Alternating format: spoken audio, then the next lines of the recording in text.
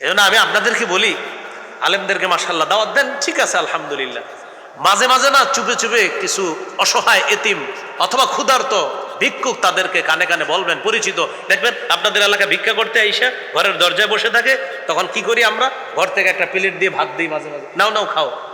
এই জাতীয় ভিক্ষুকদেরকে মাঝে মাঝে বলবেন, আগামী শুক্রবার জুমার নামাজের পরে তোমার পুরা পরিবার আমার বাড়িতে দাওয়াত।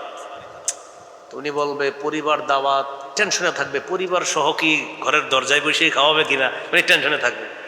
কিন্তু যখন পরে শুক্রবারে উনি আসবে, ঠিক আমাদেরকে যেখানে বসে খাওয়াইতেন ওই তার পরিবারকে ওখানে বসে আপনি খাওয়াবেন। এই যে হঠাৎ খুশি হয়ে যাবে, জান্নাত ওয়াজিব হয়ে যাবে। উনি তো কল্পনাও করতে পারতেছে না ওই ভিক্ষুক যে আমারে উনি এইভাবে দাওয়াত দিয়ে খাওয়াইতেছে। তো বলছিলাম ভাই দেখেন, আমরা কোটিপতি আত্মীয়কে অনেক খাওয়াই, আমরা কলিগকে অনেক খাওয়াই, আলেম ওলামাদেরকে অনেক খাওয়াই। এই মাহফিলকে কেন্দ্র করে আজকে অনেক আয়োজন হয়েছে। দেখুন ক্ষুধার্ত মানুষকে আপনি এইভাবে দাওয়াত দিয়ে খাওয়ানো, ইনশাল্লাহ আপনারা এই আমলগুলা চুপি চুপি করেন, আল্লাহর জান্নাত দুনিয়া থেকে কামাই করে নেন। আল্লাহ আমল করার তৌফিক দান করেন।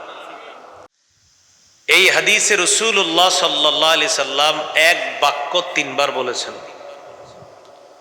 قال رسول الله صلى الله عليه وسلم إن الدين النصيحة إن الدين النصيحة إن الدين النصيحة।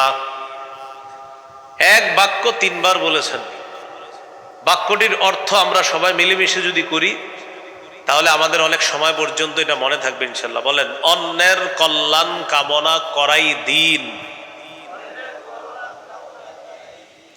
অন্যের কল্যাণ কামনা করাই দিন।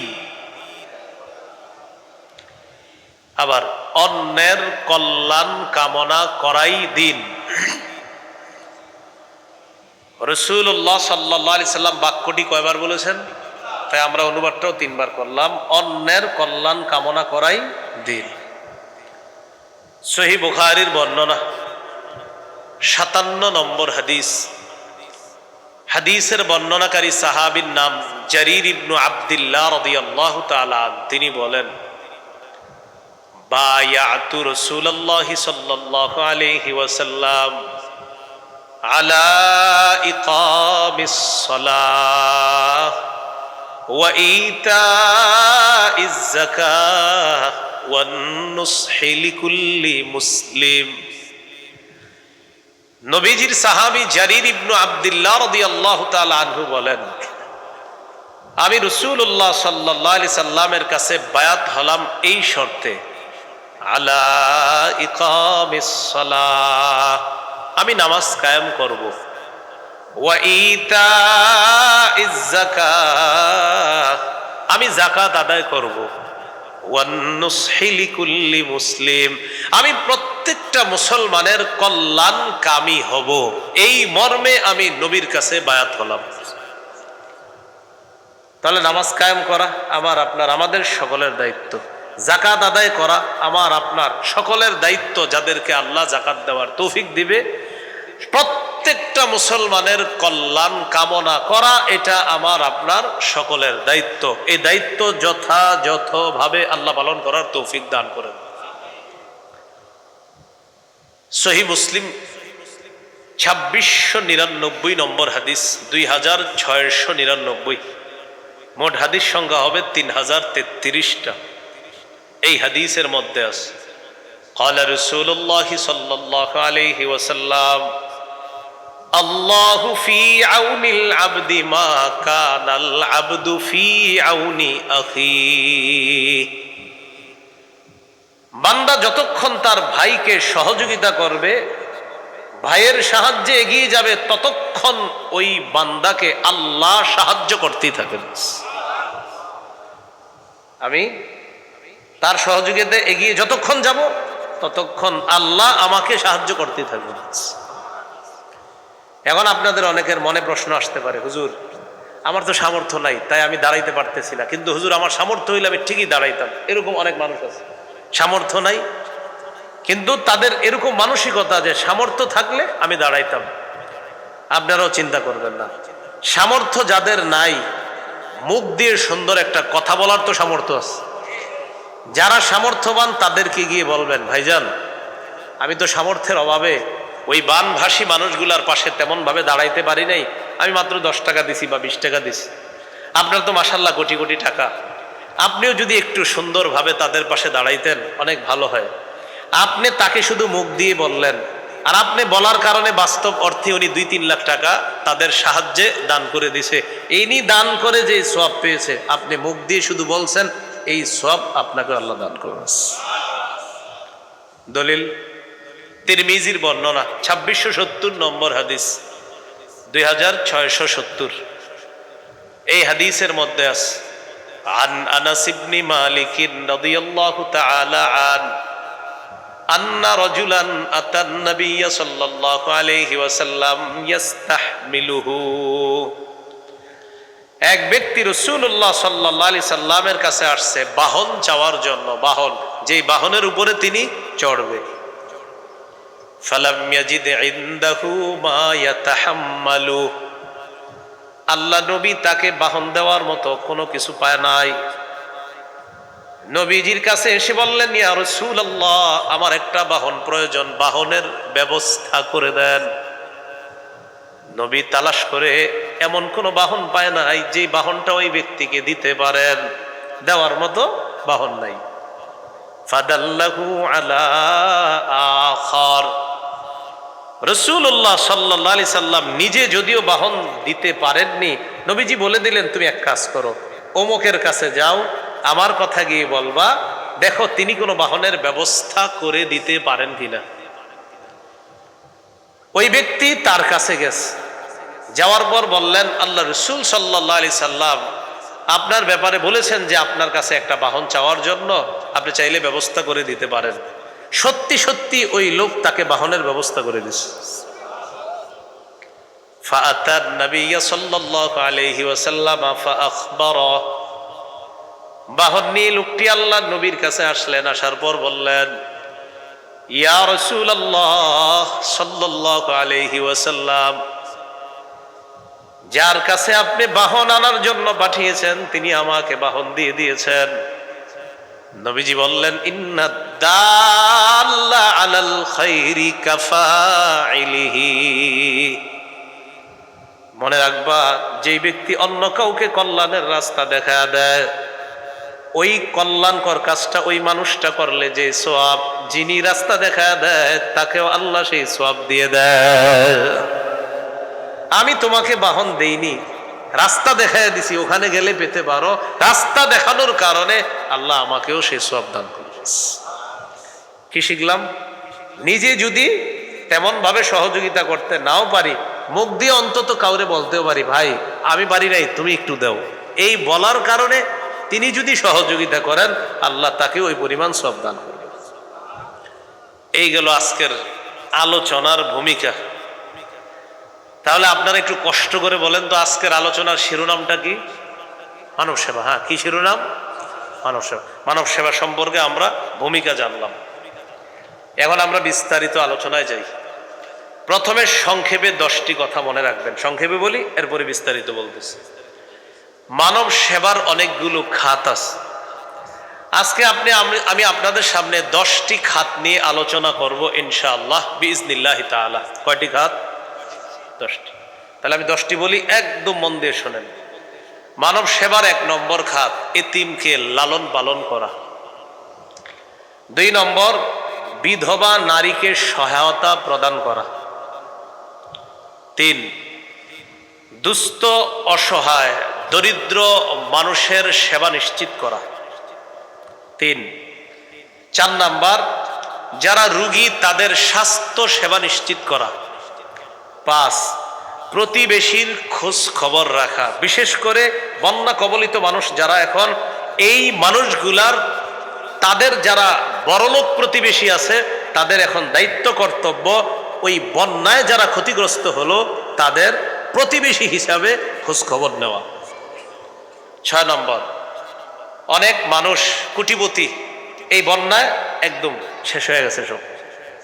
ফেনীর এক লোকের 8 কোটি টাকার মাছের ঘের শেষ। 8 কোটি, একদম 8 কোটি টাকা, একদম শেষ। তো এটা তো খালি উনি বলছে দেখে আমরা জানলাম, আর যারা বলে নাই এমন তো অসংখ্য আছে। তো যারা ধনী আছে তারা তাদেরকে কর্জে হাসানা দিতে পারে, এটা 6 নাম্বার খাত, কর্জে হাসানা, ঋণ দেওয়া। 7 নাম্বার ত্রাণ বিতরণ করা। আপনাদের এই এলাকাবাসীর কেউ যদি ত্রাণ নিয়ে যান, মেহেরবানি করে ত্রাণ না লিখে লিখবেন হাদিয়া বিতরণ। কি লিখবো আমরা ইনশাল্লাহ? হাদিয়া বিতরণ। হ্যাঁ। 8 নাম্বার শরণার্থী যারা তাদেরকে আশ্রয় প্রদান করা। বন্যায় ঘর ডুবে গেছে, বাড়িঘর ডুবে গেছে, যতদিন বাড়িঘর না হবে ততদিন তাদের নিরাপদ বাসস্থানের ব্যবস্থা করে ওই নিরাপদ বাসস্থানে রাখা। এরপর তাদের ওই ঘর বাড়িগুলার ব্যবস্থা আমরা করতে হবে। করার পর তারপর ওই আশ্রয় কেন্দ্র থেকে তার ঘরে তাকে নেওয়ার ব্যবস্থা করা। 8 নাম্বার। 9 নাম্বার সুস্থ শরীরে রক্তে কোনো সমস্যা না থাকলে স্বেচ্ছায় রক্তদান করা। 10 নাম্বার এই যে মাশাআল্লাহ সমাজ কল্যাণমূলক কাজ করা, এটার নাম কি? ইসলামী যুব সমাজ কল্যাণ। তো এই সমাজ কল্যাণমূলক কাজ করা, এগুলো 10 নাম্বার খাত। সমাজ কল্যাণমূলক কাজ এটা এককভাবেও করা যায়, সাংগঠনিকভাবেও করা যায়। বাকি বর্তমান পরিস্থিতিতে এককভাবে না করে সাংগঠনিকভাবে করা, এটাই সুন্দর হবে, এটাই উত্তম হবে। প্রিয় ভাইরা, কয়টা খাত বললাম? 10টা। এর মধ্যে 1 নাম্বার এতিমকে সহায়তা প্রদান করা, এতিমের লালন পালন করা। সূরা বাকারার 83 নম্বর আয়াতে আল্লাহ বলেন, লা তা'বুদুনা ইল্লাল্লাহ ওয়া বিল ওয়ালিদাইনি ইহসানা ওয়া যিল কুরবা ওয়াল ইয়াতামা ওয়াল মাসাকিন। তোমরা আল্লাহ ছাড়া কারো ইবাদত করবা না। ওয়া বিল ওয়ালিদাইনি ইহসানা, পিতা মাতার প্রতি সদাচরণ করবা। ওয়া যিল কুরবা, নিকটাত্মীয়দের প্রতি সদ্ব্যবহার করবা। ওয়াল ইয়াতামা, এতিমদের সাথে সদ্ব্যবহার করবা। ওয়াল মাসাকিন, অসহায় দুস্থ দরিদ্রদের সাথে সদ্ব্যবহার করবা। এই জায়গায় দেখেন নিকটাত্মীয়র পরের খাতটার কথাই এসে গেছে এতিম, অসহায়ের লালন পালন করা। সূরা বাকারার 215 নম্বর আয়াতে আল্লাহ তাআলা বলেন, ইয়াসআলুনাকা মাযা ইউনফিকুন। নবী, তারা আপনাকে জিজ্ঞাসা করে তারা কি খরচ করবে, কোন খাতে খরচ করবে। কুল মা আনফাকতুম মিন খাইরিন ফালিল ওয়ালিদাইন ওয়াল আকরাবিন ওয়াল ইয়াতামা ওয়াল মাসাকিন ওয়া ইবনিস সাবিল। নবী, আপনি বলে দেন তোমরা যেই উত্তম জিনিসগুলা খরচ করো, তোমরা যেই ভালো মাল খরচ করবা, এই খরচের খাত 1 নাম্বার ফালিল ওয়ালিদাইন, পিতামাতার জন্য খরচ করবা। 2 নাম্বার ওয়াল আকরাবিনা, এতিমদের নিকটাত্মীয় যারা তাদের জন্য খরচ করবা। ওয়াল ইয়াতামা, এতিমদের জন্য খরচ করবা। ওয়াল মাসাকিন, অসহায় যারা তাদের জন্য খরচ করবা। ওয়া ইবনিস সাবিল, পথিক মুসাফির, সে যদি সফরে বের হয়ে হঠাৎ তার টাকা পয়সা শেষ হয়ে যায়, তাকে তোমরা এই টাকা দিয়ে সহায়তা প্রদান করবে। এখানে এতিমের কথা আসেনি? তো এই আয়াতেও এতিমের কথা আল্লাহ বললেন। দেখবেন মা বাবা আত্মীয়, এরপরে আল্লাহ এতিমের কথা বলছে। বিপরীত দিকে বন্যা পরবর্তী সময় এমন এমন এতিম পাওয়া গিয়েছে, যাচ্ছে, যাবে। যেই এতিমের মাও হারিয়ে গেছে, বাবাও হারিয়ে গেছে, ভাই বোনও হয়তো মারা গেছে, এই এতিমকে মানুষ লালন পালন করবে। এর মধ্যে কিছু এতিম এমন থাকবে যার বাবা অনেক টাকা পয়সা আছে, ব্যাংক ব্যালেন্স আছে, জমা আছে। এখন স্বাভাবিকভাবেই এই টাকা পয়সার মালিক কে হবে? ওই শিশুটা। তো এলাকার কিছু হুমলা চুমলা নেতা কি করে জানেন? সুযোগের অসৎ ব্যবহার করার জন্য এই এতিমের দায়িত্ব নেয়। কেন নেয়? টার্গেট হলো ভবিষ্যতে ছলে বলে কৌশলে ফুসলিয়ে কিছু হাতায় নিতে হবে। এই ব্যাপারে আল্লাহ কঠিন হুঁশিয়ারি দিছে সূরা নিসার 10 নম্বর আয়াতে। আল্লাহ তাআলা বলেন, ইন্নাল্লাযীনা ইয়াকুলুনা আমওয়ালাল ইয়াতামা যুলমা ইন্নামা ইয়াকুলুনা ফি বুতুনিহিম নারা ওয়াসায়াসলাউনা সাঈরা। আল্লাহ তাআলা বলেন, যারা এতিমের সম্পদ ভক্ষণ করে পেটের মধ্যে ঢুকায়, তারা পেটের মধ্যে আগুন ঢুকায়, তারা পেটের মধ্যে আগুন খায়, 70 তারা জাহান্নামে প্রবেশ করবে, প্রজ্বলিত আগুনে প্রবেশ করবে। নাউজুবিল্লাহ। তাহলে এক অংশ আমি বলি, বাকি অংশ আপনারা বলেন তো। যারা এতিমের সম্পদ পেটে ঢুকায়, তারা পেটে কি ঢুকায়? যারা এতিমের সম্পদ খায়, তারা পেটে কি খায়? আগুন খায়। তো এটা যে শুধু বন্যা কবলিত এতিম এমন না, আশেপাশে এরকম এতিম পাবেন, যে এতিমের পিছনে অনেকে কাজ করে, এতিমের মাথায় হাত বুলায়, হেরে লালন পালন করে, এই নিয়তে কিছু করা যায় কিনা দেখি। এবার আমার এই 2 আঙ্গুলের দিকে তাকান, দেখেন মাঝে একটু ফাঁকা রাখছি, 2 আঙ্গুল হালকা ফাঁকা, দেখছেন সবাই? হ্যাঁ, নবীজি সাল্লাল্লাহু আলাইহি সাল্লাম কি বলে দেখেন, সহিহ বুখারীর বর্ণনা 5304 নম্বর হাদিস। قال رسول الله صلى الله عليه وسلم أنا وكافل اليتيم في الجنة هكذا وأشار بالسبابة والوسطى وفرج بينهما। নবীজি সাল্লাল্লাহু আলাইহি সাল্লাম মধ্যমা এবং তর্জনী আঙ্গুল এইভাবে ইশারা করে মাঝে একটু ফাঁকা করে বললেন, আমি এবং এতিমের অভিভাবক এইভাবে পাশাপাশি জান্নাতে থাকবো। তাহলে এতিমের অভিভাবক আর নবীজি পাশাপাশি জান্নাতে থাকবে। মুসনাদে আহমদ হাদিসের বিশাল বড় একটা কিতাব, এই কিতাবের 1905 নম্বর হাদিস, 1905 নম্বর হাদিস। قال رسول الله صلى الله عليه وسلم من ضم يتيما بين أبوين مسلمين حتى يستغني عن وجبت له الجنة البتة। আল্লাহ নবী বলেন, কোন ব্যক্তি যদি এমন কোন এতিমকে লালন পালন করে, যে এতিম তার মুসলিম বাবা হারিয়েছে, মুসলিম মা হারিয়েছে। একজন এতিম তার বাবা হারিয়েছে, সেও মুসলমান, মা হারিয়েছে, তিনিও মুসলমান। এর মানে মুসলিম বাবা মুসলিম মা হারা কোন এতিমের লালন পালন যদি আপনি করেন, কতদিন? হাত্তা ইয়াস্তাগনিয়া আন, এতিম যতদিন পর্যন্ত চলতে না পারবে, স্বাবলম্বী না হবে, ততদিন পর্যন্ত যদি মুসলমান বাবা মা হারা এতিমকেও লালন পালন করে, নবীজি বলেন ওয়াজাবাত লাহুল জান্নাহ আলবাত্তাতা, তার জন্য অবধারিতভাবে জান্নাত ওয়াজিব হয়ে যায়। অবধারিতভাবে জান্নাত ওয়াজিব হয়ে যায়। এতিম লালন পালন করার চেষ্টা করব, বলেন ইনশাআল্লাহ। আল্লাহ তৌফিক দান করেন। আজকের আলোচনার শিরোনাম জানি কি ভাইয়ারা? কয় নম্বর খাত গেল? 1 নম্বর এতিম। 2 নম্বর খাত মনে আছেন? বিধবা, অসহায় যারা, তাদেরকে সহায়তা প্রদান করা। বন্যা পরবর্তী সময়ে এমন নারী পাওয়া যাবে যারা তার স্বামী হারিয়েছে, আবার এমন পুরুষও পাওয়া যাবে যিনি তার স্ত্রীকে হারিয়েছেন। তো আমরা আল্লাহর কাছে আশাবাদী ইনশাআল্লাহ, একজন পুরুষ চেষ্টা করে ইনশাআল্লাহ আবার ঘুরে দাঁড়াবে, একজন পুরুষ, এবং এটা তার পক্ষে একটু সহজ। কিন্তু একজন নারী যিনি তার স্বামীকে হারিয়েছেন, তিনি নারী হওয়ার কারণে এবং তিনি দুর্বল হওয়ার কারণে তুলনামূলক তিনি কিন্তু এত সহজে যে ঘুরে দাঁড়াবেন, এটা তার পক্ষে কষ্টকর। এই জন্যই শরীয়তের দিক নির্দেশনা হলো, বিধবা অসহায় নারী যারা, তাদের যথাযথ সম্মান রেখে তাদের কাছে সহায়তা প্রদান করা, মুসলমানরা যেন তাদের কাছে সহায়তা পৌঁছায় দেয়। সহিহ বুখারীর বর্ণনা 5353 নম্বর হাদিস। এই হাদিসের মধ্যে আছে, ক্বালা রাসূলুল্লাহ সাল্লাল্লাহু আলাইহি ওয়াসাল্লাম আস-সাঈ আলাল আরমিলাতি ওয়াল মিসকিন কাল মুজাহিদি ফি সাবিলিল্লাহ আবিস সাইমিন নাহার আল কাইমিল লাইল।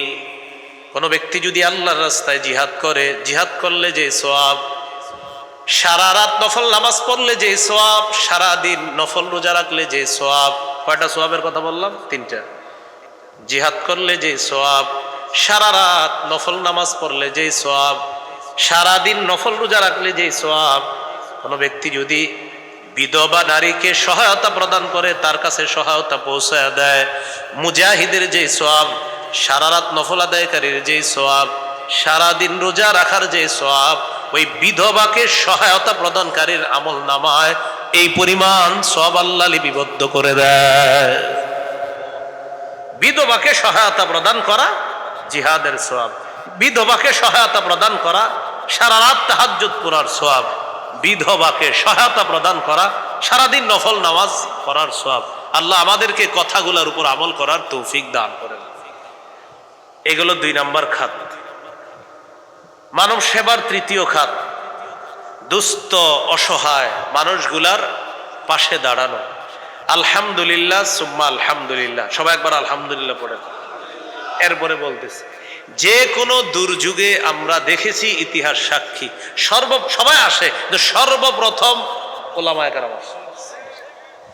যে কোনো দুর্যোগে সর্বপ্রথম ওলামায়ে কেরাম এগিয়ে আসে। তবে এইবারের বন্যায় আমার কাছে মনে হলো ওলামায়ে কেরামের পাশাপাশি সারা বাংলাদেশ এক হয়ে গেছে।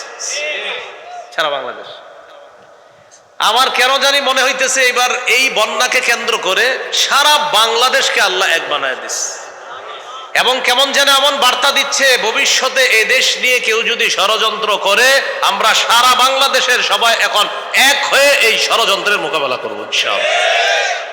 এই জন্য এই দেশ নিয়ে ষড়যন্ত্র করতে হলে 10 বার ভাবতে হবে। ভবিষ্যতে ষড়যন্ত্র করতে হলে বলে দিবেন, আমরা সবাই মিলে একটা বাংলাদেশ। আপনারা লক্ষ্য করে দেখবেন, আলেমদের পাশাপাশি ছাত্ররা, হিন্দুরা, বৌদ্ধ, খ্রিস্টানরা পর্যন্ত দান করবে। এরকম এক হয়ে গেছে বাংলাদেশ, অতীতে আপনি পাবেন না। এই বাংলাদেশের একতা যদি থাকে, ইনশাআল্লাহ ইনশাআল্লাহ ইনশাআল্লাহ এই একতাবদ্ধ জাতি একদিন বলবে, এদেশে আরো শান্তির জন্য রাষ্ট্রীয়ভাবে ইসলাম চাই।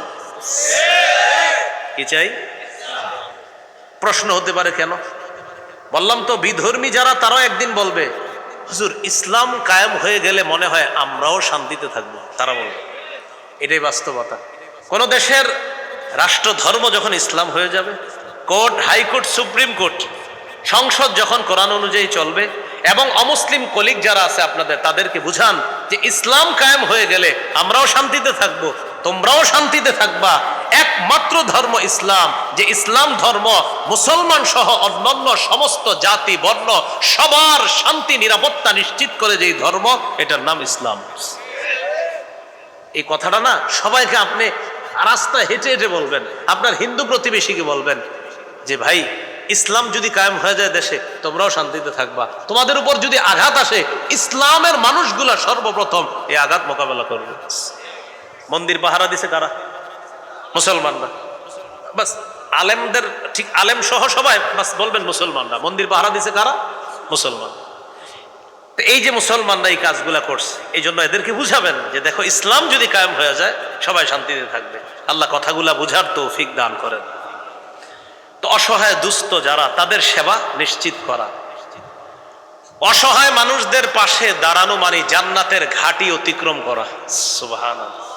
সূরা বালাদের 14 থেকে 16 নম্বর আয়াতে আল্লাহ বলেন, আও ইতআমুন ফি ইয়াউমিন যী মাসগাবা ইয়াতীমান যা মাকরাবা আও মিসকিনান যা মাতরাবা।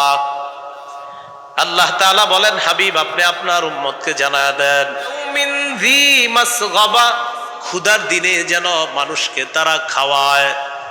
ইয়াতীমান যা মাকরাবা, এতিমকে যেন তারা খাওয়ায়। মাকরাবা, যা মাকরাবা, নিকট আত্মীয়কে যেন খাওয়ায়। আও মিসকিনান যা মাতরাবা, ভুলুণ্ঠিত অভাবগ্রস্ত মানুষগুলাকে যেন তারা খাওয়ায়। এতিমকে খাওয়ানো, ক্ষুধার্তকে খাওয়ানো, ভুলুণ্ঠিত অভাবগ্রস্ত মানুষকে খাওয়ানো। আল্লাহ তাআলা বলেন, এর অর্থ হলো তুমি জান্নাতের ঘাটি অতিক্রম করেছো। বিপরীত দিকে অসহায়দের পাশে যদি আমরা না দাঁড়াই, আপনারা দাঁড়ানোর অর্থ হলো আপনি যে ওখানে যেতে হবে এমন না, আপনি এখান থেকে সহযোগিতা পাঠিয়ে দেন, বাস এটাই দাঁড়ানো। যদি অসহায়দের পাশে না দাঁড়াই, আল্লাহ তাআলা সূরা মুদ্দাসসিরের 42 থেকে 44 নম্বর আয়াতে বলে, জান্নাতীরা জাহান্নামীদেরকে প্রশ্ন করবে, মা সালাকাকুম ফি সাকার, আচ্ছা কি ব্যাপার, তোমরা জাহান্নামে কেন? কোন জিনিস তোমাদেরকে সাকর নামক জাহান্নামে প্রবেশ করাইলো? তারা জবাব দিবে, ক্বালু লাম নাকু মিনাল মুসাল্লিন, আমরা নামাজ পড়তাম না তাই জাহান্নাম।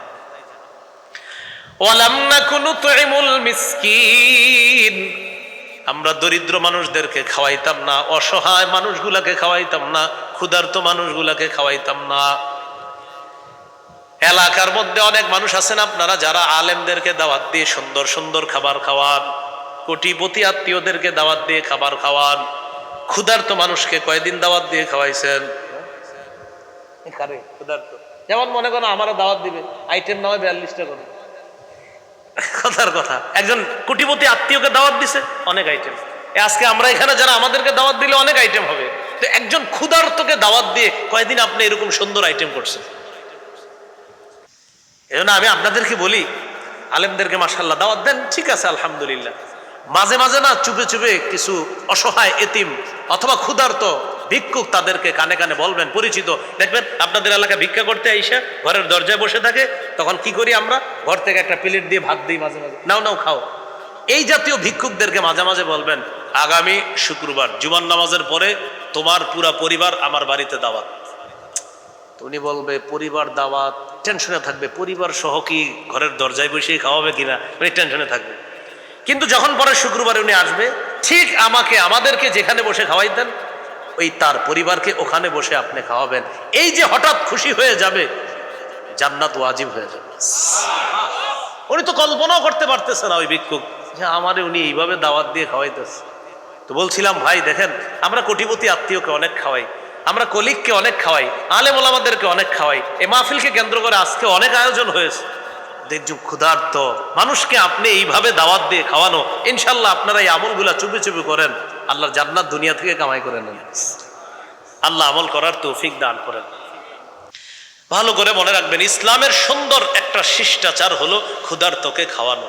সহিহ বুখারীর 12 নম্বর হাদিস, আন্না রাজুলান সাআলান নাবিয়্যা সাল্লাল্লাহু আলাইহি ওয়াসাল্লাম আইয়ুল ইসলামি খায়রুন ইয়া রাসূলুল্লাহ। এক ব্যক্তি আল্লাহ রাসূল সাল্লাল্লাহু আলাইহি সাল্লামকে জিজ্ঞাসা করলেন, ইসলামের কোন রীতিনীতিটা সবচেয়ে উত্তম ইয়া রাসূলুল্লাহ, আমি আপনার কাছে জানতে চাই।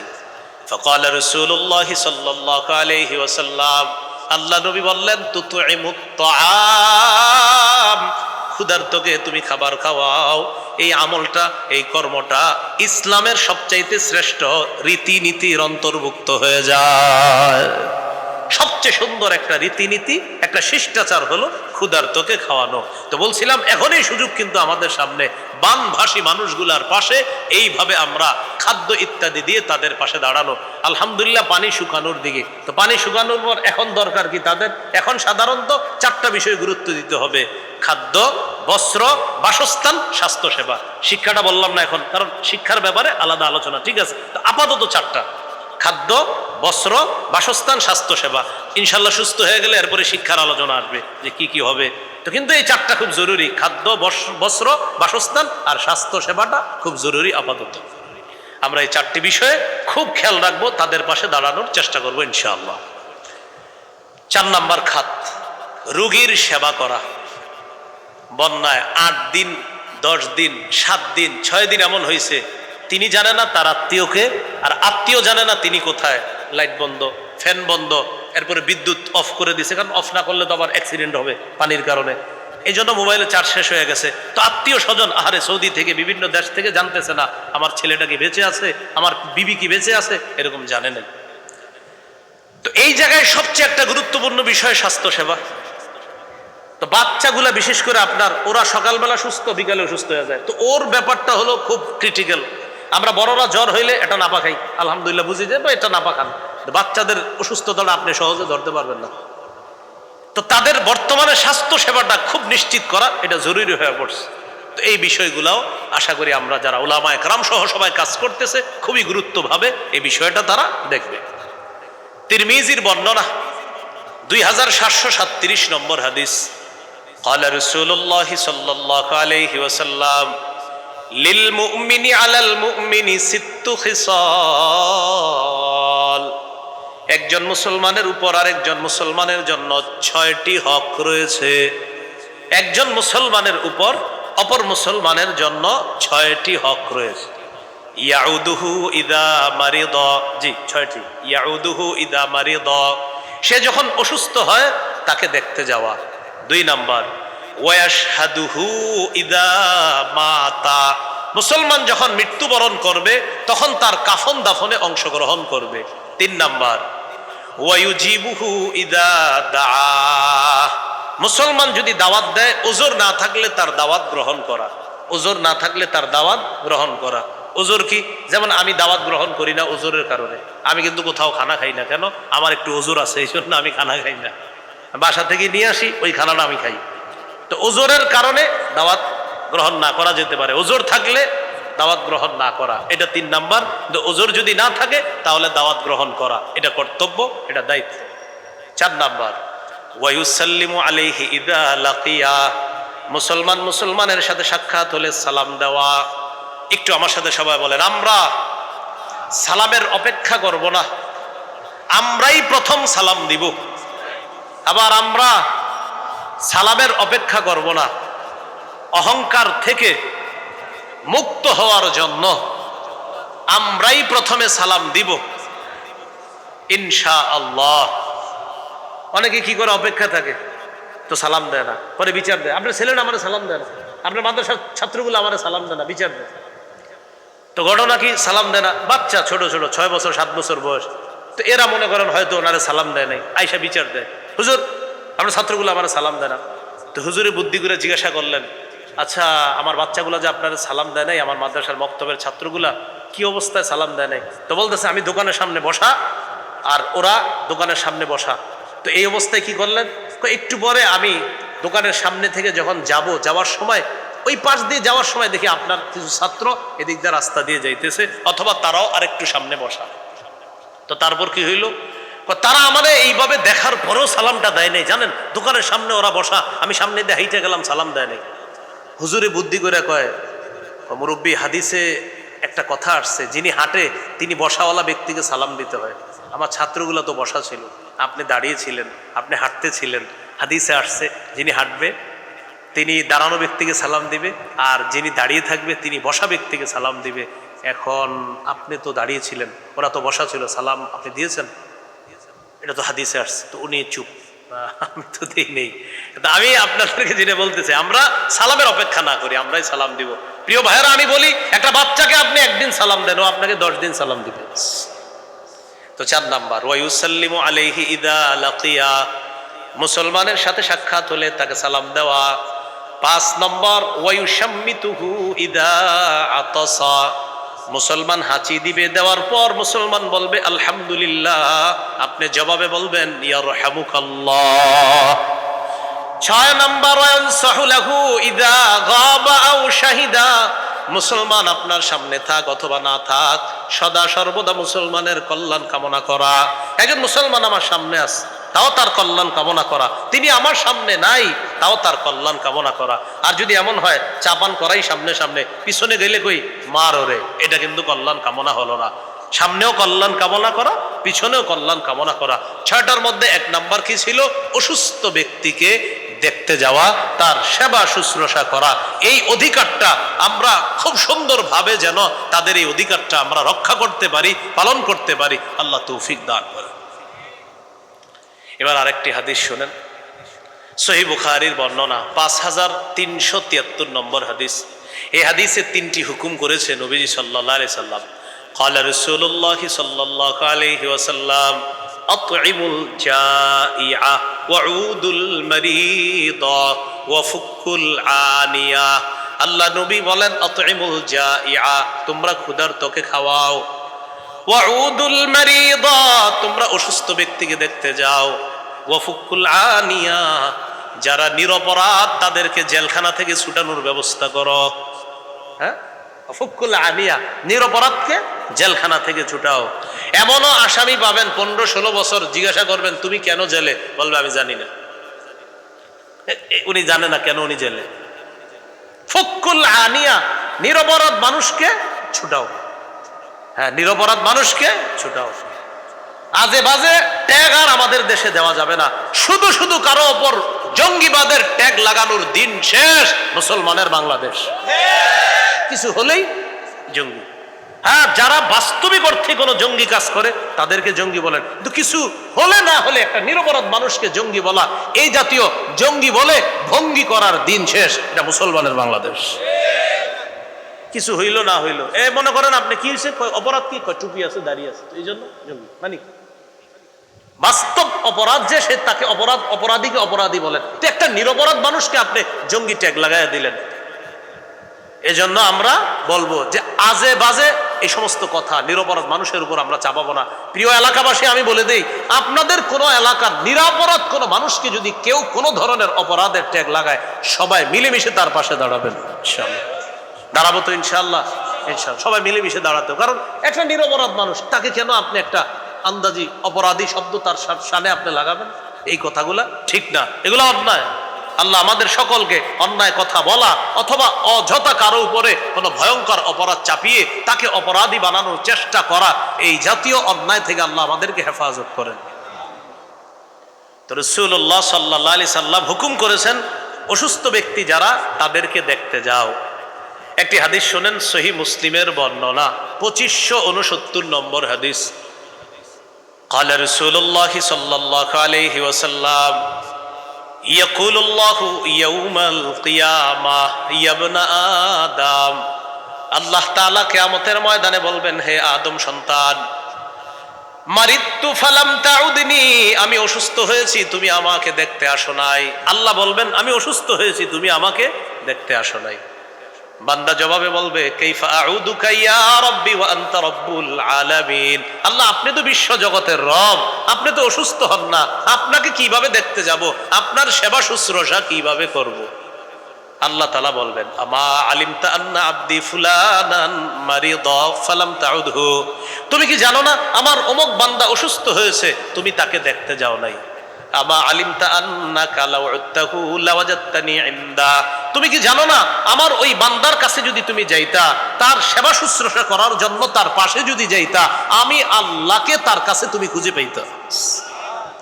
তাহলে অসুস্থ ব্যক্তির কাছে আমরা যদি যাইতাম, আল্লাহ তাআলা বলেন আমাকে সেখানে তোমরা তালাশ করে পাইতা। তো তুমি কেন তারে দেখতে যাও নাই? আপনার খালা অসুস্থ হয়, মামা অসুস্থ হয়, আপনার আত্মীয় অসুস্থ হয়, আপনি যাইতে চান না। এটা তো দূরের অসুস্থতা, আত্মীয় স্বজনের অসুস্থ, তাদেরও খোঁজ খবর আপনি নিচ্ছেন না। ফোন করে একবার জিজ্ঞাসা করেন না কি অবস্থা, যদি 1 কেজি মালটা নিয়ে যাওয়া লাগে, ঠিক না? 1-2 কেজি মালটা নিতে হবে, তো জিজ্ঞাসা করেন না ফোন দিয়ে কি অবস্থা। মালটা নিয়ে গেছেন কয় কেজি মাত্র বলেন, কথার কথা 1 কেজি 2 কেজি, তো যে গেলেন আপনি কি হইল ঘটনাটা, এটা আরেক হাদিস থেকে শোনেন। সহিহ মুসলিমের 2568 নম্বর হাদিস।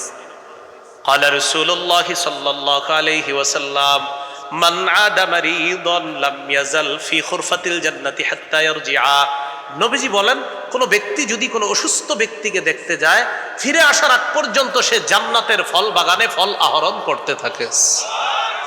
এখানে কিন্তু মালটা নিয়ে যাওয়া লাগবে না, এমনি যদি দেখতে যান তাও জান্নাতের ফল বাগানে আপনি ঘুরে বেড়াবেন, ফল আহরণ করতে থাকবেন। হাদিস দ্বারা বোঝা যায় অসুস্থ ব্যক্তিকে দেখতে যাওয়া মানে মৃত্যুর পর জান্নাতের এমন বাগানে আল্লাহ আপনাকে ঘুরাবেন, যেই বাগানে আপনি ফল শুধু আহরণ করতে থাকবেন। তাহলে অসুস্থ ব্যক্তি, আমাদের এলাকার আশেপাশেও যারা অসুস্থ হয় তাদেরকে দেখতে যাবো তো ইনশাআল্লাহ, তাদের সেবা শুশ্রূষা করা আল্লাহ তৌফিক দান করেন। এগুলো 4 নম্বর। 5 নম্বর খাত, আত্মীয় স্বজনের খোঁজ খবর রাখা, নিকট আত্মীয়র হক আদায় করা, বিশেষ করে প্রতিবেশীর হক আদায় করা। সহিহ বুখারীর 6015 নম্বর হাদিস। আমাদের মুফতি রিজওয়ান রফিকি ভাই মিরাজ সম্পর্কে আলোচনা করছে না, বলেন না কেন? আপনারা তো শ্রোতা কেমন জানেন, আমি তো পুরো বলতে পারবো না, আর বয়ান যতক্ষণ শুনছি পুরোটা আমি আপনাদেরকে শোনাইতে পারবো ইনশাআল্লাহ। আমি আয়েশা ওনার বয়ান শুনছি, ওই জায়গা থেকে শুনছি যেই জায়গায় উনি বলতেছিলেন 1 লক্ষ টাকায় একজন মিরাজ পাবে 50,000, বোন পাবে 25,000, ওখান থেকে আমি পুরোটা শুনছি আলোচনা, ঠিক না? আচ্ছা, তো মিরাজের আলোচনা রিজওয়ান ভাই করতেছিলেন, শুনতেছিলাম। এখন আপনারা বলেন মিরাজ কি প্রতিবেশী পাবে? না, পাবে না।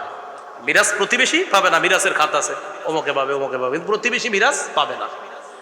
নবীজি বলেন মা জালা জিবরিলু ইউসিনি বিল জার হাত্তা জানান্তু আন্নাহু সাইওয়ারিসুহু, সহিহ বুখারী 615 নম্বর হাদিস, নবীজি সাল্লাল্লাহু আলাইহি সাল্লাম বলেন, জিবরিল আমিন আমাকে এত বেশি প্রতিবেশীর হক আদায় করতে বলছে। আপনি প্রতিবেশীর হক আদায় করেন, আপনি প্রতিবেশীর হক আদায় করেন, আপনি প্রতিবেশীর হক আদায় করেন, এত বেশি আমাকে বলেছে, আমি ধারণা করে ফেললাম আল্লাহ না জানি জিবরিল আমিন আমাকে আল্লাহর পক্ষ থেকে এসে এই কথা বলে যে হাবিব এখন থেকে প্রতিবেশীকেও মিরাজ দিতে হবে। মানে নবীজি টেনশনে পড়ে গেছে, এত বেশি উত্তরাধিকার আপনার ওই যে প্রতিবেশীর হক আদায় করতে বলছে যে আমি চিন্তায় পড়ে গেলাম, না জানি কখন আল্লাহ বলে ফেলে যে এখন থেকে প্রতিবেশীকেও মিরাজ দিতে হবে। কিন্তু আল্লাহ বলে নাই। নবীজি বলেন এত বেশি প্রতিবেশীর হক আদায় করতে বলার কারণে আমি এমন একটা সন্দেহ করে ফেলেছিলাম। তাহলে কি বুঝাইছে নবী হাদিস দ্বারা? যদিও প্রতিবেশীকে মিরাজ দিতে হবে না, কিন্তু নবী বুঝাইলেন প্রতিবেশীর হক এতটা গুরুত্ব। প্রতিবেশীর হক কতটা গুরুত্ব? আপনি প্রতিবেশীর পাশে 2 তলা একটা বাড়ি করবেন, পাশে তার 1 তলা বাড়ি। 2 তলা বাড়ি করার কারণে তার দক্ষিণা হাওয়া বন্ধ হয়ে যাবে। আল্লাহ রাসূল সাল্লাল্লাহু আলাইহি সাল্লাম বলেন, আমার উম্মত তোমার প্রতিবেশী হওয়ার কারণে তার বাতাস বন্ধ করে তুমি বাড়ি বানাবা, আমি নবী তোমাকে এই অধিকার দিতে পারছি না। তাহলে কি করবেন? এখন থেকে যারা 2 তলা 3 তলা বাড়ি বানাবেন, যদি এটা জায়েজ, মাসালা জায়েজ, প্রতিবেশীর কাছে গিয়ে বলবেন, ভাইজান আমার তো 2টা ছেলে 3টা ছেলে, আমি 2 তলা বাড়ি করতে হবে, 2 তলা বাড়ি করলে আপনার বাতাস বন্ধ হবে। এটা কিন্তু প্রতিবেশী জানেও না এই মাসালা। তা আপনি গিয়ে বললেন, তো প্রতিবেশী বলবে, আরে আপনার বাড়ি আপনি করবেন, আমার কি, করেন আপনি 2 তলা 3 তলা। কিন্তু ভাই একটা সমস্যা আছে। কি? নবীজি বলছে প্রতিবেশীর বাতাসও যেন বন্ধ না করি। আমি বড় বাড়ি করলে আপনার তো বাতাস বন্ধ হবে। ভাই আগে থেকে আপনার কাছে মাপ চাই, আপনি কিন্তু কষ্ট নিয়েন না, উনি খুশি হবে, উনি আপনারে দোয়া দিবে, উনি চোখের পানিও ছেড়ে দিতে পারে। ভাই আপনি বাড়ি বানান, আপনি এই বিষয়টাও খেয়াল রাখছেন, এই জন্য আপনার শুকরিয়া আদায় করতেছে। তাহলে বাতাস বন্ধ করে আপনি প্রতিবেশীকে কষ্ট দিবেন, নবী এটা অনুৎসাহিত করেছেন। ফল নিয়ে ঘরে ঢুকবেন, হাদিসে আসছে তুমি ফল ঘরে ঢুকার সময় ফল নিয়ে এমন ভাবে ঢুকবা তোমার ফলটা যেন অন্য প্রতিবেশী না দেখে, প্রতিবেশীর বাচ্চা যেন তোমার ফলগুলা না দেখে। ফল বাসায় নিয়ে যাওয়ার পর তুমি যখন আপেল কেটে কমলার একটা কোয়া, আপেলের একটা খারি কোয়া যখন তোমার বাচ্চাকে দিবা, বাচ্চাদের অভ্যাস ফল নিয়ে দৌড়ে বাইরে চলে যায়।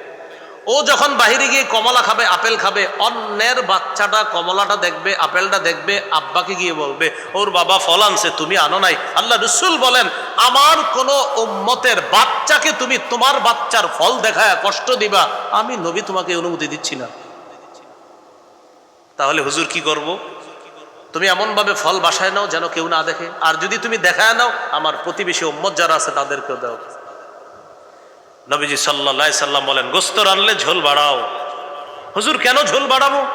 গোস্তের ঘ্রাণে সবারই খাইতে মন চায়। আপনার মন চায় না? আর আমার তো মন চায়, সবারই মন চায়। গোস্তের ঝোল খাইলে কার না মন চায়? তো নবীজি বলেন গোস্তের ঝোলের ঘ্রাণ এটা শুনলে সবারই মন চায় একটু খাইতে। তাহলে ঝোল বাড়াবো কেন হাবিব? তুমি যদি প্রতিবেশীকে গোস্ত দিতে নাও পারো, অন্তত ঝোল পাঠায়া দিবা, যেন ঝোলে ভিজায় ভিজায় রুটি খেতে পারে, ভাত খেতে পারে, যদি গোস্ত দিতে না পারো। আর যদি বলো না প্রতিবেশীকে দিবা না, এমন ভাবে গোস্ত ইলিশ মাছ রান্না করতে হবে যেন এটার ঘ্রাণ বাহিরে না যায়। প্রতিবেশীর হক। প্রিয় ভাইরা, আমি কি আপনাদেরকে প্রতিবেশীর কথাটা বুঝাইতে পারছি? হ্যাঁ, এতটাই গুরুত্ব। তো বলছিলাম এই মুহূর্তে বানভাসী যারা আছে তাদের কিছু প্রতিবেশী আছে কোটিপতি ধনী মানুষ, এই মুহূর্তে তাদের সর্বোচ্চ খবর নেওয়া দরকার যে তারা কেমন আছে, ভালো আছে কিনা। আল্লাহ কথাগুলার গুরুত্ব অনুধাবন করার তৌফিক দান করেন। সহিহ মুসলিমের 46 নম্বর হাদিস, এই হাদিসটা আপনাদের সবার সাথে মিলেমিশে অনুবাদটা করব। হাদিসটা আগে বলি। ক্বালা রাসূলুল্লাহি সাল্লাল্লাহু আলাইহি ওয়াসাল্লাম, ওয়াল্লাহি লা ইউমিনু ওয়াল্লাহি লা ইউমিনু ওয়াল্লাহি লা ইউমিনু। রাসূলুল্লাহ সাল্লাল্লাহু আলাইহি সাল্লাম বলেন সবাই, আল্লাহর কসম সে ইমানদার নয়। আল্লাহর কসম সে ইমানদার নয়। আল্লাহর কসম সে ইমানদার নয়। বলেন সবাই, সে কে? সবাই বলেন, সে কে? সাহাবীরাও নবীজিরে প্রশ্ন করছে, হুজুর সে কে? সাহাবীরা বলছে, কিলা মান ইয়া রাসূলুল্লাহ, হুজুর সে কে যে ইমানদার না? فقال رسول الله صلى الله عليه وسلم الذي لا يأمن جاره بوائقا, যার অনিষ্টতা থেকে তার প্রতিবেশী নিরাপদ না। নবী বলেন, আল্লাহর কসম সেই ইমানদার না। আল্লাহর কসম সে ইমানদার না, আল্লাহর কসম সে ইমানদার না যার অনিষ্টতা থেকে তার প্রতিবেশী নিরাপদ না। আমার প্রতিবেশী আমার অনিষ্টতা থেকে নিরাপদ না, নবী বলছেন আল্লাহর কসম সে ইমানদার না, সে ইমানদার না, সে ইমানদার না। আরেকটি হাদিস বলি, as-silsilatus sahiha 146 149 নম্বর হাদিস। ক্বালা রাসূলুল্লাহ সাল্লাল্লাহু আলাইহি ওয়াসাল্লাম লাইসাল মুমিনু আল্লাযী ইয়াশবাউ ওয়া জারুহু জাইউন ইলা জামবিহি। নবীজি বলেন ওই ব্যক্তি ইমানদার না যে ব্যক্তি পেট ভরে খায় আর তার প্রতিবেশী না খেয়ে কাটায়। ওই ব্যক্তি ইমানদার না যে ব্যক্তি উদর পূর্ণ করে খায়, পেট ভর্তি করে খায়, উদর পূর্ণ করে খায়, অথচ তার পাশের প্রতিবেশী ক্ষুধার্ত। নবী বলেন তুমি কেমন উম্মত, তুমি তো ইমানদার না। নবীজি বলছেন আরে তুমি মুমিন? জি হুজুর আমি মুমিন। আচ্ছা তোমার প্রতিবেশী খায় না 2 দিন, খোঁজ দিছো? না খোঁজ নেই নাই। নবীজি বলে তো তুমি কিসের ইমানদার? আল্লাহ কথাগুলো বোঝার তৌফিক দান করেন। ভাই কথাগুলো মনে থাকবে তো ইনশাআল্লাহ? এগুলো 5 নাম্বার খাত। 6 নাম্বার কর্জে হাসানা দেওয়া। অনেক ব্যবসায়ী 2-3 দিন 4-5 দিনের মধ্যে একদম সব হারায় ফেলছে। কোটিপতি প্রতিবেশী যারা আছে ব্যবসায়ী, তাদেরকে কিছু কর্জে হাসানা দিতে পারে, দিয়ে এই কথা বলা ভাই তোমার উপরে আস্থা আছে ইনশাল্লাহ, তুমি ব্যবসাটা আবার দাঁড় করাও, যেদিন পারো ইনশাল্লাহ আস্তে আস্তে আমার টাকাগুলো দিয়ে দিবা। এইভাবে কর্জে হাসানা দিয়ে তাদের পাশে কোটিপতি তারা যারা আছে তারা দাঁড়াতে পারে। ইবনে মাজার 2430 নম্বর হাদিস। ক্বালা রাসূলুল্লাহ সাল্লাল্লাহু আলাইহি ওয়াসাল্লাম মা মিন মুসলিমিন ইউকরিজু মুসলিমান কারযান মাররাতাইন ইল্লা কানা কাসাদাকাতিহা মাররাতান। হাদিসটি বুঝানোর আগে একটু আপনাদের সাথে কথা বলে নেই। সদকা করলে কি আর ফেরত পাওয়া যায়? না, কিন্তু ঋণ দিলে ফেরত পাওয়া যায়। তাহলে সদকা ফেরত পাওয়া যায় না, কিন্তু ঋণ ফেরত পাওয়া যায়। রাসূলুল্লাহ সাল্লাল্লাহু আলাইহি সাল্লাম বলেন কোন মুসলমান যদি অন্য কোন মুসলমানকে 2 বার কর্জে হাসানা দেয়, কয়বার? 2 বার কর্জে হাসানা দেয়, কর্জে হাসানা দিলে এটা ফেরত পাওয়া যাবে।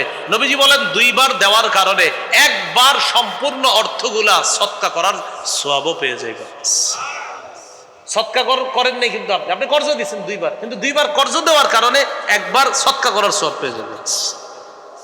এই গেল 6 নাম্বার খাত। 7 ত্রাণ বিতরণ করা, যেটার নাম বলেছি হাদিয়া বিতরণ বলবো আমরা। ত্রাণ বিতরণ এটা তাদের পাশে দাঁড়ানো, আলহামদুলিল্লাহ দাঁড়াইতেছে সবাই। সহিহ মুসলিমের 2699 নম্বর হাদিস। ক্বালা রাসূলুল্লাহ সাল্লাল্লাহু আলাইহি ওয়াসাল্লাম মান নাফাসা আন মুমিনিন কুরবাতাম মিন কুরাবিদ দুনিয়া নাফাসাল্লাহু আনহু কুরবাতাম মিন কুরাবি ইয়াউমিল কিয়ামা।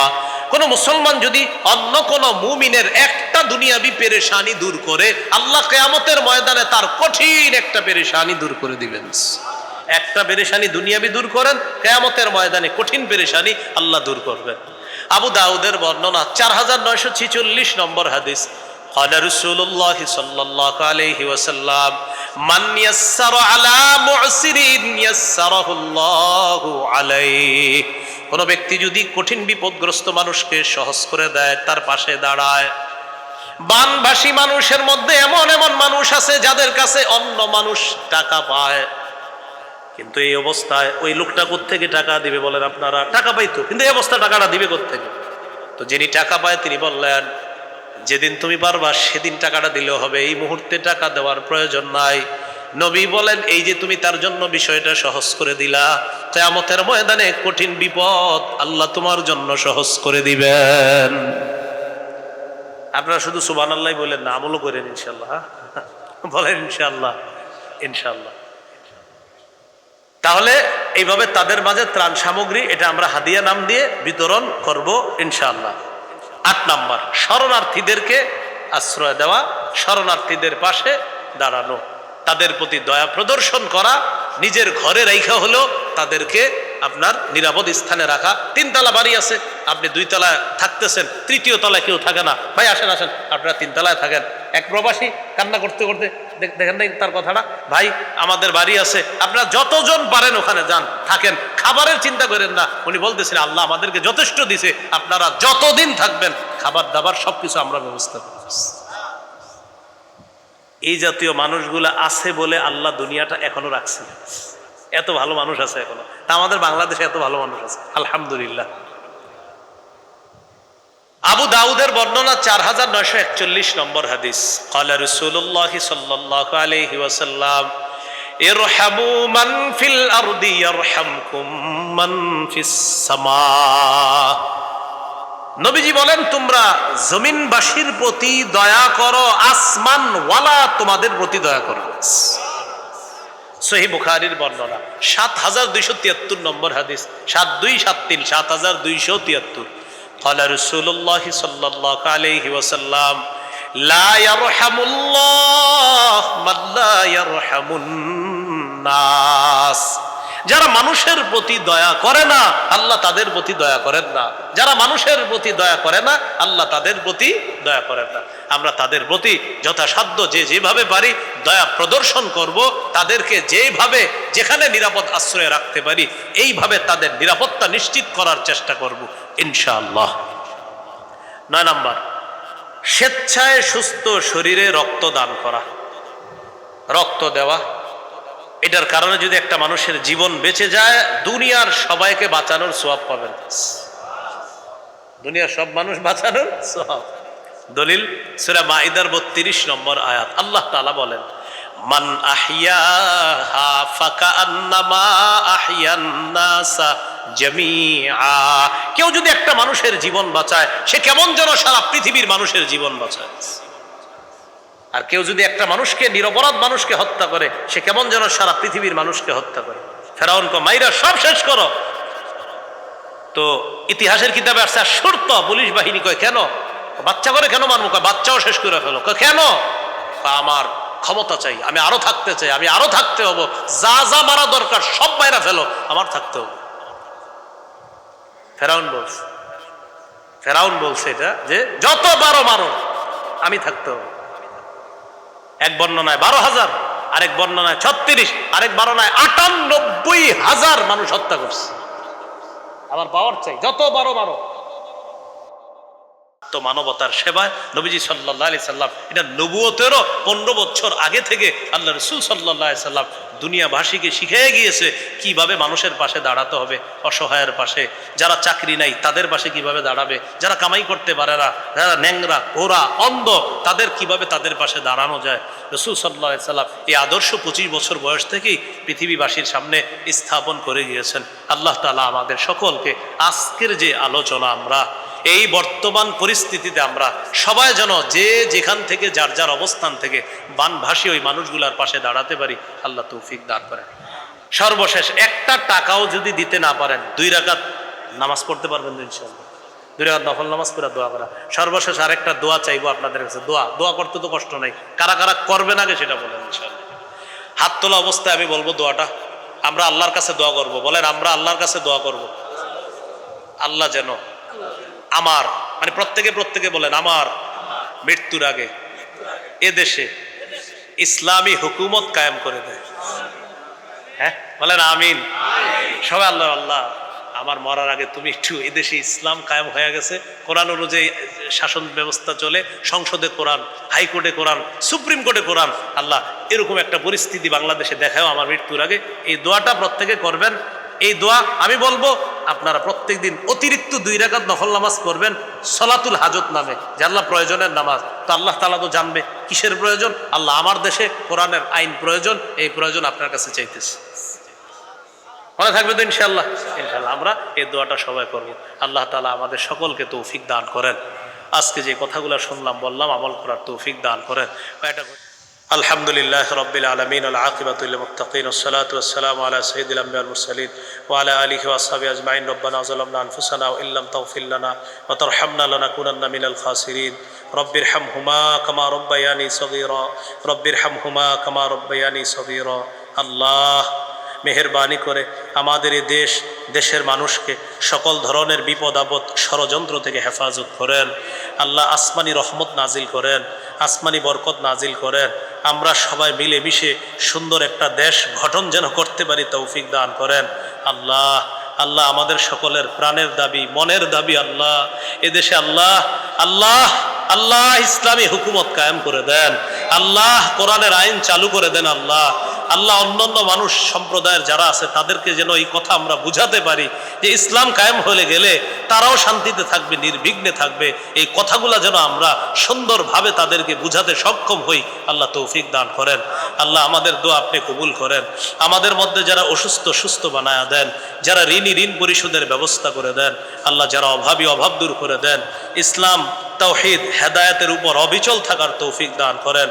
আল্লাহ মরণ পর্যন্ত ইমানের উপর অটল থেকে মুসলিম পরিচয় যেন মরতে পারি তৌফিক দান করেন।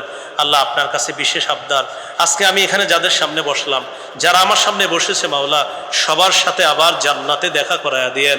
এই আরজিটা আপনি কবুল করে নেন মাওলা। আমার আগে যারা আলোচনা করেছে নিঃসন্দেহে তারা আমার চেয়ে দামি কথা বলেছে মাওলা, তাদের এই ভালো কথাগুলোর সাথে আমার কথাগুলো আপনি কবুল করে নেন। আল্লাহ আল্লাহ আমাদেরকে মাফ করে দেন। মুফতি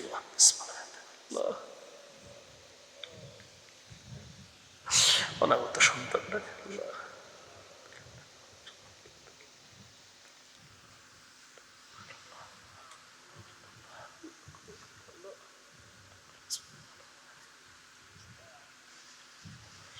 আল্লাহ আমাদের দোয়া আপনি কবুল করেন। আল্লাহ আগামীকাল হেফাজতে ইসলামের মহা সমাবেশকে আপনি কবুল করেন। শান্তির সাথে নিরাপদে যেন তারা আয়োজনটা সম্পন্ন করতে পারে তৌফিক দান করেন। ষড়যন্ত্রকারীদের ষড়যন্ত্র থেকে আগামীকালের এই আয়োজনকে আপনি হেফাজত করেন মাওলা। আল্লাহ আমাদের দোয়া আপনি কবুল করেন। বানভাসী মানুষগুলার যা যা প্রয়োজন আল্লাহ, তারা যা হারিয়েছে এর চাইতে দ্বিগুণ ব্যবস্থা করে দেন আল্লাহ। আল্লাহ তারা যা হারিয়েছে এর চাইতে দ্বিগুণ ব্যবস্থা